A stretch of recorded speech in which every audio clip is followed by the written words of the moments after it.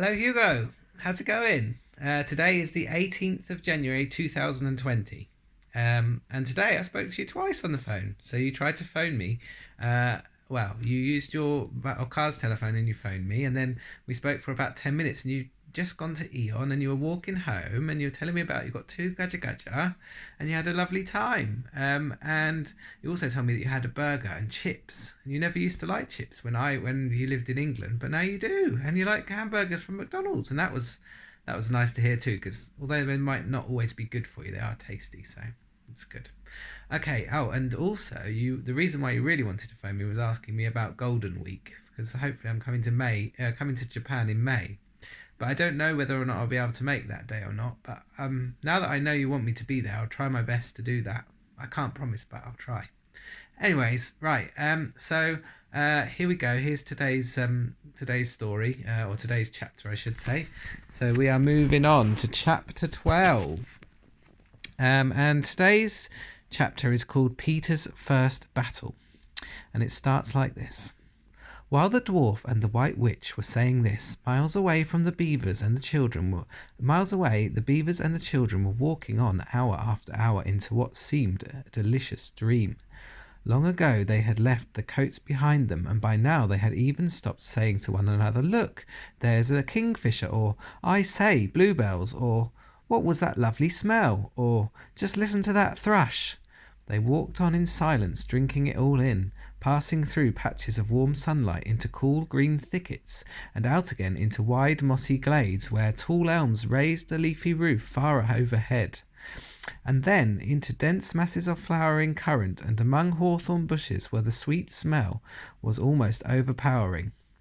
They had been just as surprised as Edmund when they saw the winter vanishing and the whole wood passing in a few hours or so from January to May. They hadn't even known for certain, as the witch did, that this was what would happen when Aslan came to Narnia. But they all knew that it was her spells which had produced the endless winter.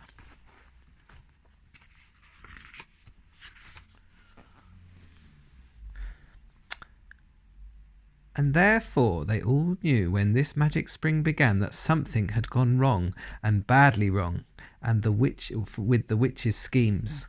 And after the thaw had been going on for some time, they all realized that the witch would no longer be able to use her sledge. After that they didn't hurry so much, and they allowed themselves more rests and longer ones. They were pretty tired by now, of course, but not what I'd call bitterly tired, only slow and feeling very dreamy and quiet inside, as one does when one is coming to the end of a long day in the open. Susan had a slight blister on her heel. They had left the course of the big river some time ago, for one had to turn a little to the right, that meant a little to the south, to reach the place of the stone table. Even if this had not been their way, they couldn't have kept to the river valley once the thaw began, for with all that melting snow the river was soon in flood, a wonderful, roaring, thundering yellow flood, and their path would have been under water. And now the sun got low, and the light got redder, and the wind and the shadows got longer, and the flowers began to think about closing. "Not long now," said Mr. Beaver, and began leading them uphill across some very deep, springy moss. It felt nice under their tired feet, in a place where only tall trees grew very wide apart. The climb, coming at the end of the long day, made them all pant and blow, and just as Lucy was wondering whether she could really get to the top without another long rest, suddenly they were at the top, and this is what they saw. They were on a green open space from which you could look down on the forest spreading as far as one could see in every direction, except right ahead. There, far to the east, was something twinkling and moving. "By gum," whispered Peter to Susan, "the sea!" In the very middle of this open hilltop was the stone table. It was a great grim slab of grey stone supported on four upright stones. It looked very old, and it was cut all over with strange lines and figures that might be the letters of an unknown language. They gave you a curious feeling when you looked at them. The next thing they saw was a pavilion pitched on one side of the open place. A wonderful pavilion it was, and especially now when the light of the setting sun fell upon it, with sides of what looked like yellow silk and cords of crimson and tent pegs of ivory, and high above it on a pole a banner which bore a red rampant lion fluttering in the breeze which was blowing in their faces from the far-off sea. While they were looking at this, they heard a sound of music on their right, and turning in that direction, they saw what they had come to see. What's coming? There's no picture. There we go. Ta-da! There he is. There's Aslan. And look, all of the others. You've got these, strange, cat creatures, and so it looks like fawns and horses with wings, and unicorns and leopards, and I think nymphs as well. Wow.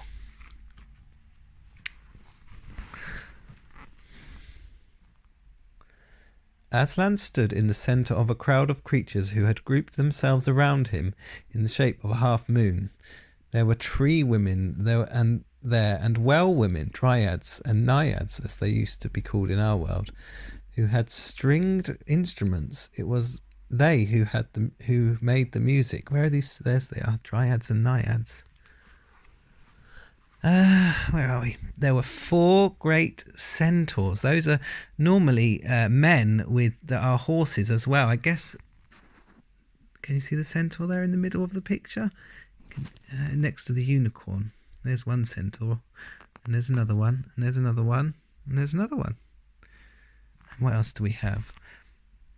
The horse part of them was like huge English farm horses, and the man part was like stern but beautiful giants.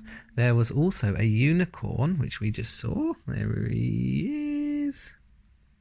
And a bull with the head of a man. Where's the bull with the head of a man? I can't see it. Difficult, that one. Don't know. If you can see it, you're better than me. A bull with the head of a man. Maybe that one is there. I'm not sure. What else have we got? A bull with the head of a man. And a pelican. Well, a pelican's like a bird, isn't it? I think that long beak. You see that long beak there? That's the pelican. And an eagle. Where's the eagle? Maybe somewhere down there too. There's the eagle. And a great dog. I guess it must be that one behind Aslan there. And next to Aslan stood 2 leopards, of whom carried his crown and the other standard. So there's I can't see the crown, but there's the leopards. And what else have we got? But as for Aslan himself, the beavers and the children didn't know what to do or say when they saw him. I'm trying to get it all in the picture for you. Hold on.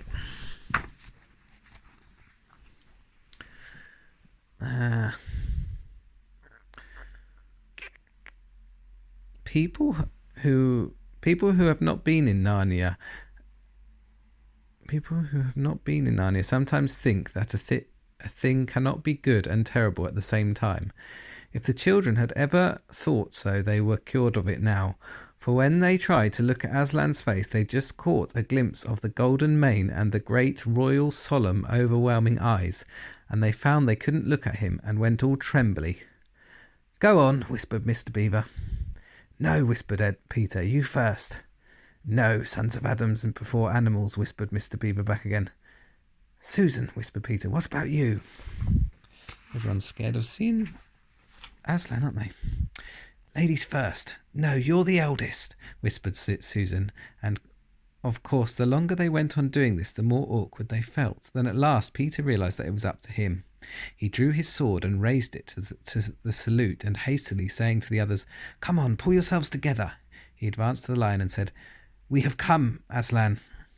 "Welcome, Peter, son of Adam," said Aslan. "Welcome, Susan and Lucy, daughters of Eve. Welcome, he-beaver and she-beaver." His voice was deep and rich, and somehow took the fidgets out of them. They now felt glad and quiet, and it didn't seem awkward to them to stand and say nothing. "But where is the 4th?" asked Aslan. He has tried to betray them and join the White Witch, O Aslan, said Mr. Beaver, and then something made Peter say, "That was partly my fault, Aslan. I was angry with him, and I think that helped him to go wrong." And Aslan said nothing either to excuse Peter or blame him, but merely stood looking at him with his great unchanging eyes. And it seemed to all of them that there was nothing to be said. "Please, Aslan," said Lucy, "can anything be done to save Edmund?" "All shall be done," said Aslan, "but it may be harder than you think." And then he was silent again for some time. Up to that moment Lucy had been thinking how royal and strong and peaceful his face looked. Now it suddenly came into her head that he looked sad as well. But in the next minute that expression was quite gone. The lion shook his mane and clapped his paws together. Terrible paws, thought Lucy, if he didn't know how to velvet them, and said, "Meanwhile, let the feast be prepared. Ladies, take these daughters of Eve to the pavilion and minister to them."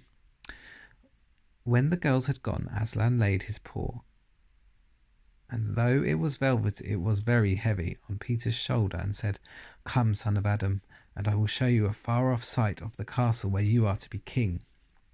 And Peter, with his sword still drawn in his hand, went with Aslan to the eastern edge of the hilltop. There a beautiful sight met their eyes. The sun was setting behind their backs. That meant that the whole country below them lay in evening light. Forest and hills and valleys, and winding away like a river, like a silver snake, the lower part of the great river. And beyond all this, miles away, was the sea, and beyond the sea the sky, full of clouds which were just turning rose colour with the reflection of the sunset. But just where the land of Narnia met the sea, in fact at the mouth of the great river, there was something on a little hill shining. It was shining because it was a castle, and of course the sunlight was reflected from all the windows which looked towards Peter and the sunset. But to Peter it looked like a great star resting on the shore. "That, O man," said Aslan, "is Cair Paravel of the Four Thrones, in one of which you must sit as king. I show it to you because you are the firstborn, and you will be the high king over all the rest." And once more Peter said nothing, for at that moment a strange noise woke silence suddenly. It was like a bugle, but richer. "It is your sister's horn," said Aslan to Peter in a low voice, so low as to be almost a purr, "if it is not disrespectful to think of a lion purring." For a moment Peter did not understand. Then, when he saw all the other creatures start forward, and heard Aslan say with a wave of his paw, "Back! Let the prince win his spurs," he did understand, and set off running as hard as he could to the pavilion. And there he saw a dreadful sight. The naiads and dryads were scattering in every direction. Lucy was running towards him as fast as her short legs would carry her face, and her face was as white as paper. Then he saw Susan make a dash for a tree and swing herself up, followed by a huge grey beast. At first Peter thought it was a bear. Then he saw it looked like an Alsatian, though it was far too big to be a dog. Then he realised that it was a wolf standing on its hind legs, with its front paws against the tree trunk, snapping and snarling. All the hair on its back stood on end. Susan had not been able to get higher than the second branch. One of her legs hung down so that her foot was only an inch or two above the snapping teeth. Peter wondered why she did not get higher, or at least take a better grip. Then he realised that she was just going to faint, and that if she fainted she would fall off. Peter did not feel very brave. Indeed, he felt he was going to be sick. But that made no difference to what he had to do. He rushed straight up to the monster and aimed a slash of his sword at its side. That stroke never reached the wolf. Quick as lightning it turned round, its eyes flaming, and its mouth wide open in a howl of anger. If it had not been so angry that it simply had to howl, it would have got him by the throat at once. As it was, though all this happened too quickly for Peter to think at all, he had just time to duck down and plunge his sword as hard as he could between the brute's forelegs into its heart. Then came a horrible, confused moment like something in a nightmare. He was tugging and pulling, and the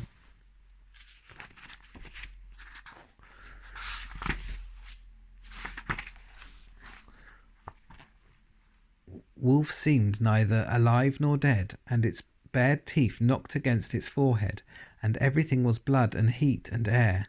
A moment later he found that the monster lay dead, and he had drawn his sword out of it, and it was straightening his back and rubbing the sweat off of his face and out of his eyes. He felt tired all over. Then, after a bit, Susan came down the tree. She and Peter felt pretty shaky when they met, and I won't say there wasn't kissing and crying on both sides. But in Narnia, no one thinks any worse of you for that. "Quick, quick!" shouted the voice of Aslan. "Centaurs, eagles! I see another wolf in the thickets. There, behind you!" He had just started away after him. "All of you! He will be going to his mistress. Now is your chance to find the witch and rescue the fourth son of Adam." And instantly, with the thunder of hooves and beating of wings, a dozen or so of the swiftest creatures disappeared into the gathering darkness. Peter, still out of breath, turned and saw Aslan close at hand. "You have forgotten to clean your sword," said Aslan. It was true. Peter blushed when he looked at the bright blade and saw it all smeared with the wolf's hair and blood. He stood down and wiped it quite clean on the grass, and then wiped it quite dry on his coat. "Hand it to me and kneel, son of Adam," said Aslan. And when Peter had done so, he struck him with the flat of the blade and said, "Rise up, Sir Peter Wolfsbane, and whatever happens next, never forget to wipe your sword." Right, so we're doing quite well. We're on to look. The next chapter will be chapter 13, and that's page 142, and there's only a little bit left to go. I wonder what's going to happen. I wonder whether or not they'll be able to rescue Edmund, and I wonder as well whether or not the White Witch is going to get Koroshta. She's going to die, or whether or not she's going to live.